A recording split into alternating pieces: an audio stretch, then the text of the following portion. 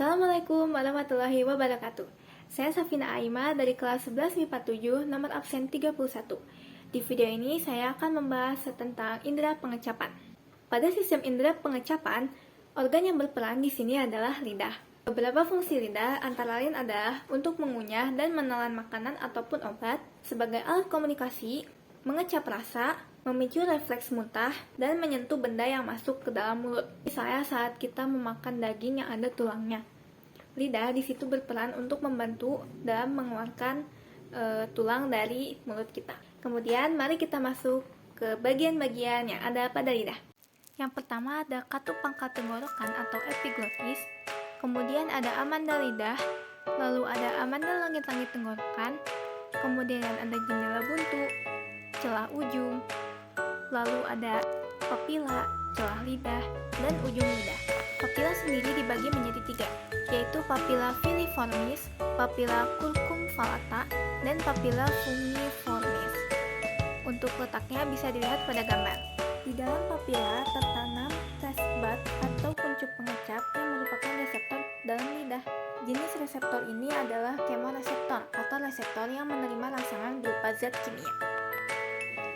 Yang kedua, cara kerja. Ketika kita memasukkan makanan ke dalam mulut, molekul kimia pada makanan tersebut akan terlarut dalam air liur. Kemudian, senyawa kimia tersebut akan masuk ke celah papila, masuk ke dalam kuncup pengecap, dan menempel pada mikrofili taste bud. Kemudian, rasa dari makanan tersebut akan dideteksi oleh reseptor khusus yang menyebabkan kanal ion terbuka. Setelah itu, terjadi depolarisasi hingga menghasilkan impuls. Impuls akan diteruskan ke otak melalui saraf kanal 7 atau fasial dan saraf kranial 9 atau glosopharyngeal. Kemudian rasa tersebut akan dipersepsikan di lobus frontal, khususnya pada korteks gustatus. Selain dipersepsikan di otak, senyawa kimia pada lidah juga dipersepsikan di sistem limbik, diantaranya amigdala yang mengatur emosi dan hipokampus yang mengatur ingatan. Yang ketiga, peta rasa. Peta rasa merupakan peta bagian-bagian lidah yang peka terhadap rasa tertentu. Berikut adalah peta rasa pada lidah. Pada ujung lidah, peka terhadap rasa manis, sedangkan pada pinggir bagian depan peka terhadap rasa asin. Pada pinggir bagian belakang peka terhadap rasa asam, dan pada pangkal lidah peka terhadap pahit. Ternyata pada bagian tengah lidah itu peka terhadap umami atau gurih. Lalu bagaimana sih dengan rasa min dan pedas? Pada makanan yang mengandung min, terdapat kandungan mentol yang bukan mengaktifkan reseptor pada taste bud, melainkan pada saraf sensasi dingin dan dipersepsikan sebagai sensasi dingin di otak. Kemudian rasa pedas. Pada cabai misalnya terdapat senyawa kapsaisin yang terikat dengan reseptor panas pada lidah, sehingga akan diteruskan sebagai sensasi panas atau terbakar. Jadi, pedas itu bukan rasa, melainkan sensasi terbakar atau panas yang terjadi pada lidah. Yang keempat adalah penyakit-penyakit yang bisa terjadi pada lidah. Yang pertama ada sariawan. Siapa sih yang gak kenal sama sariawan? Hampir semua orang pasti pernah mengalami sariawan. Sariawan sendiri merupakan luka atau peradangan yang terjadi pada bibir atau dalam mulut. Biasanya berbentuk bentolan berwarna putih maupun kuning yang kerap kali membuat penderitanya merasa sakit atau tidak nyaman, terutama ketika minum dan makan. Penyebab dari sariawan sendiri adalah cedera, misalnya karena tergigit atau salah dalam menyikat gigi. Kemudian infeksi, baik dari bakteri, jamur, maupun virus.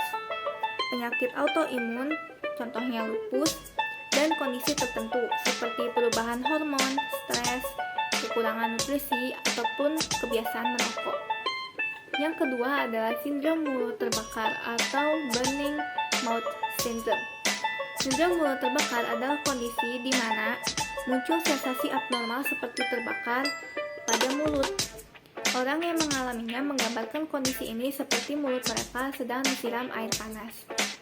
Gejala dari sindrom ini antara lain sensasi panas pada lidah, langit, dan gusi, mulut terasa kering dan pahit, lebih cepat merasa haus, dan lidah terasa kabas atau mati rasa. Adapun penyebab dari sindrom mulut terbakar diantaranya mulut kering akibat masalah fungsi kelenjar ludah, masalah mulut seperti sariawan atau lidah geografis atau peradangan, kekurangan gizi seperti zat besi, B1, B2, B6, dan lainnya, alergi atau infeksi pada mulut, dan penyakit refleks asam lambung atau naiknya asam lambung ke mulut.